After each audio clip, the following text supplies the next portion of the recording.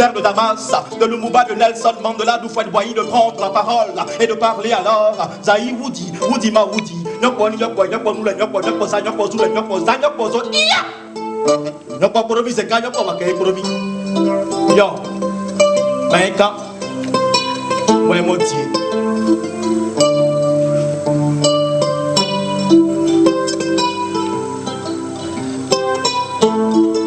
Triste à dire, mais vérité oblige. Ne me demande pas de mâcher mes mots si dans ma bouche la galère a provoqué des mots qui m'ont fait avaler mes dents.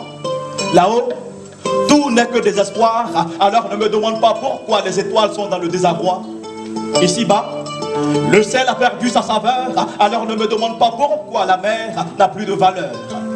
À l'horizon, tout est noir, alors ne me demande pas pourquoi j'écris sur une feuille noire dans la nuit, noire avec une plume noire à coups d'encre noire. Aîné, ne t'inquiète pas. Même si tout est sombre, la foudre de mes paroles fera que tu ne vivras plus dans l'ombre. Dans mon rêve, Nelson Mandela me disait que l'éducation est l'arme la plus puissante que l'on puisse utiliser pour changer le monde. Mais à mon réveil, je constate que tu battes mon éducation tout simplement parce qu'un peuple sans éducation est un peuple qui vote à bien. À la place de mes compétences, je me demande à mon ethnie si je ne suis pas de la même ethnie que toi. C'est pour me dire que je ne mérite pas le poste. À la place de mes diplômes, tu me demandes de l'argent. Si je te dis que je n'en ai pas, c'est pour me dire que je ne mérite pas le poste. À la place de la sueur de mon front, tu me demandes la sueur de mes fesses. Si je te dis que je ne veux pas, c'est pour me dire que je ne mérite pas le poste. Aîné, tiens, dis-moi, qu'est-ce que je t'ai fait? Comme tu sais que je ne suis pas né avec une cuillère en or dans la bouche, donc tu me prives d'eau qui est source de vie et de la nourriture qui est l'équilibre de vie.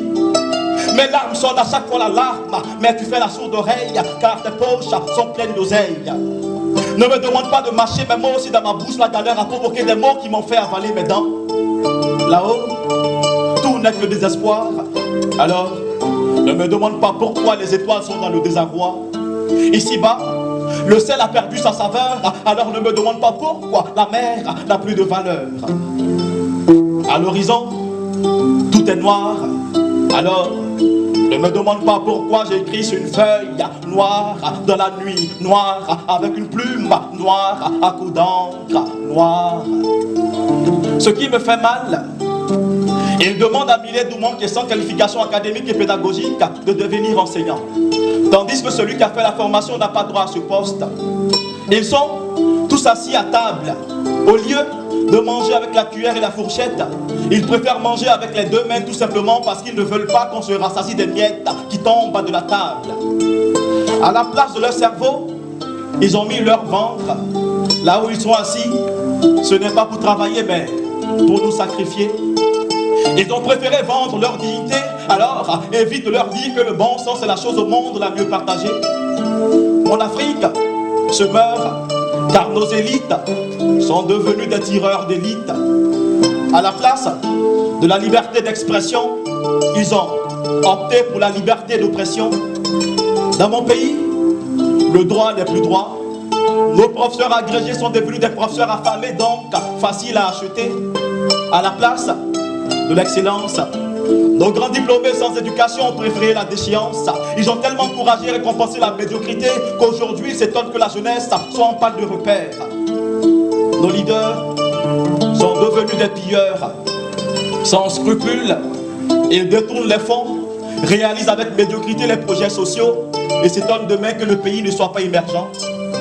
Ils clament haut et fort que tout va bien. Pourtant, ils refusent de se soigner dans leur pays. Ils inscrivent leurs enfants hors du pays, vont en vacances hors du pays, investissent en Europe, en Asie, en Amérique et laissent l'Afrique. Et quand ils meurent là-bas, ils demandent qu'on les enterre sur la terre de leurs ancêtres, comme si l'Afrique était un cimetière. Oui.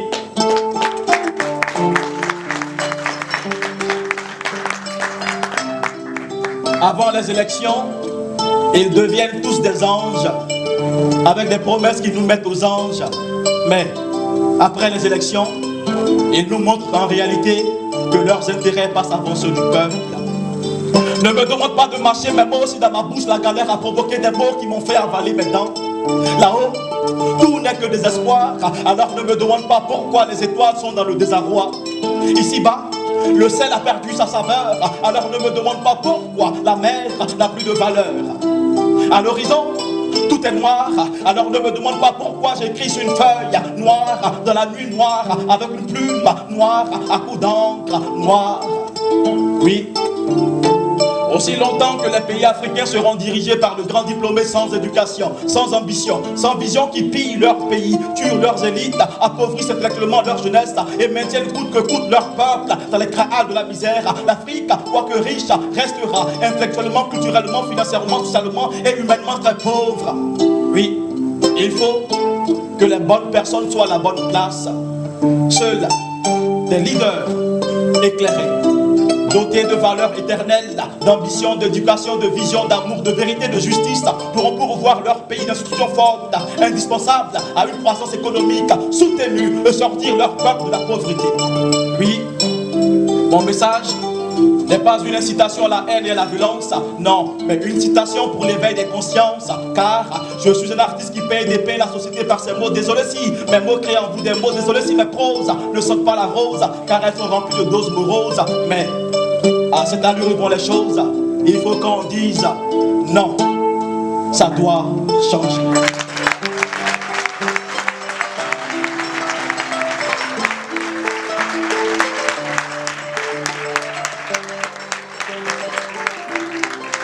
Mon père me disait toujours, fils, parle quand il est beau, et fais-toi silence quand il le faut.